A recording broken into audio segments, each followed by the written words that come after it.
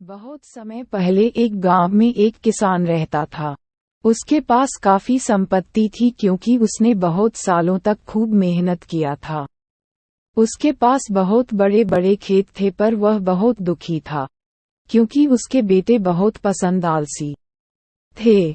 ना तो वह उसकी मदद करते थे, सारे दिन सोते ही रहते थे और अपना समय फालतू के खेलों में। एक दिन किसान बहुत बीमारी पड़ गया।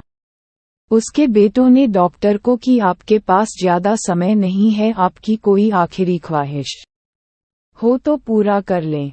वैसे तो आलसी बेटे कुछ काम नहीं करते थे लेकिन वह अपने पिता से बहुत प्यार करते थे।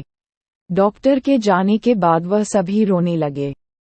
अपने बेटों को दुखी देखकर किसान का दिल पिघल गया और कहा, चिंता मत करो बच्चों, मैं स्वर्ग से तुम्हारी रक्षा करूंगा और जिससे कि तुम कभी भूखे ना रहो। मैंने खेत में सारा धन गाड़ दिया है।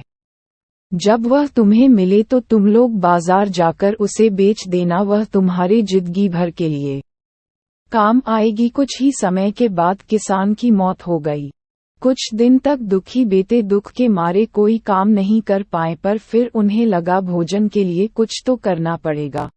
बेटों ने खेतों में खुदाई शुरू कर दी पर वहां उन्हें कुछ ना मिला। उनके पिताजी के दोस्त ने कहा, आखिर तुमने खेत जोत ही दिया है तो क्यों ना बीज भी डाल दो। बेटे तैयार हो गए। खेत बुआई करके उन्होंने इंतजार किया। उस साल मूसलाधार बारिश हुई। एक दिन जब बेटे सुबह उठे तो उन्होंने हवा में लहराते हुए अपनी फसल देखी। ये सब देखकर उनकी आंखें फटी की फटी रह गई और उन्होंने कहा कि यही वह धन था जो पिताजी हमारे लिए छोड़ के चले गए। अगर हम काम करेंगे तो हम कभी भी भूखे नहीं रहेंगे।